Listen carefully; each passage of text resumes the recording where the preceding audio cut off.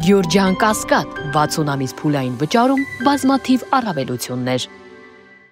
Նիկոլ Փաշինյանն ասել է, որ Կիրակի օրը մասնակցելու է Հովանավանքում Ստեփան Ասատրյանի պատարագին, դուք եւս մասնակցելու եք։ Չէ, չեմ մասնակցելու։ Ինչու՞։ Չգիտեմ, չեմ մասնակցելու, պետք է մասնակցեմ, որտեղ ինքը Փաշինյանն է ուղղակի ասել։ Հասկացա, ինքը ասել է, որ ինքը մասնակցել է, ես գործեր ունեմ։ Դուք ճիշտ եք համարում, որ կարգալույց արված քահանային Փաշինյան չեմ ճանաչում։ Այո, բայց ես էլ մարդ, հա, նկարվել եմ, ինքն էլ հետո տենց հետո էլի հանդիպեց, հետո էլի հանդիպեց, երբ որ ես իրան ասացի, կտրիչ Ներսիսյան, հետո էլի հանդիպեց։ Այո, այդ մարդը խախտել է իր ուխտը, ուզում ես դրա մասին խոսենք, արի խոսենք։ Ահա, ասա, լսում եմ։ Դա բայց իշխանության ինչը գործն է։ Ինչն է իշխանության գործը։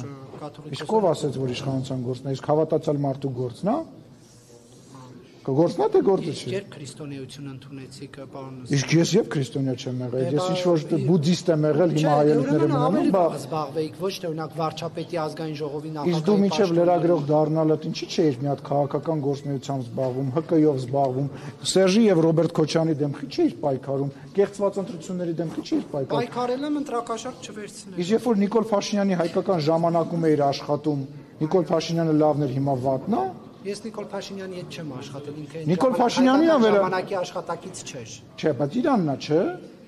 Իրանն է։ Մասնեցություն չուներ։ Հա, Նիկոլ Փաշինյանը եղել է ինչ լավ է լինարեք։ Դուք ասացին հավատում եք։ Դուք ճիշտ եք համարում, որ կարգալույց արված քահանային դեպքում Փաշինյանն ասում է, որ մնա պետք է։ Իսկ ով է կարգալույց արել։ Կաթողիկոսը Մայրաթորը կարգալույց արել, որ պատարագին պետք է մասնակցել եւ ոչ լեգիտիմ կառույց է։ Այդ մարդիկ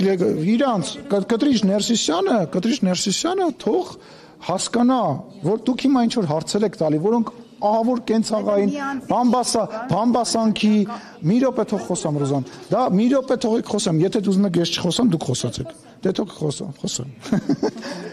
Դա մի անձի կառույց չի։ Եթե ուզում եք բամբասանքներից խոսանք, ինքը սրան նենց ասեց, ինքը նրան նենց ասեց, ես մի վատ բան ասեմ, այնտեղ մի հատ երրորդ եկեղեցականի 4-րդ տերը, որին դեմքով ու ընդհանրապես որևիցե ձևով նույնիսկ իր թեմում չեն ճանաչում, Facebook-ում ինչ-որ ստատուս գրի, ժողովրդից դուրս թողեք այս խոսակցությունից։ Եթե խոսում ենք համակարգի մասին, եթե խոսում ենք լուրջ, հետևյալն է, ես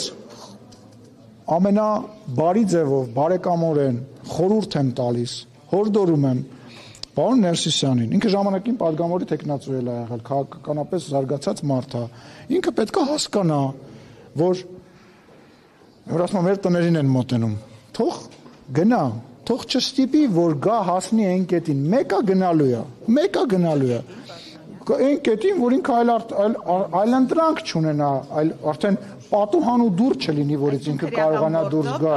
Ես հարգելիս, ես ոչ մի քրեական գործի մասին երբևիցե տեղեկություն չեմ ունեցել ու երբևիցե չունեմ։ Դա իմ գործառույթներից չի մտնում, այսինքն ոնց ես պատկերացնում, վերցնեմ հեռախոսը զանգեմ, ասեմ ինչ քրեական։ Չէ, չունեմ, եւ մենք չենք ունենում այդ բաները։ Հաճախ նույնիսկ ձեզնից ենք իմանում, որ ինչ-որ բան է եղել։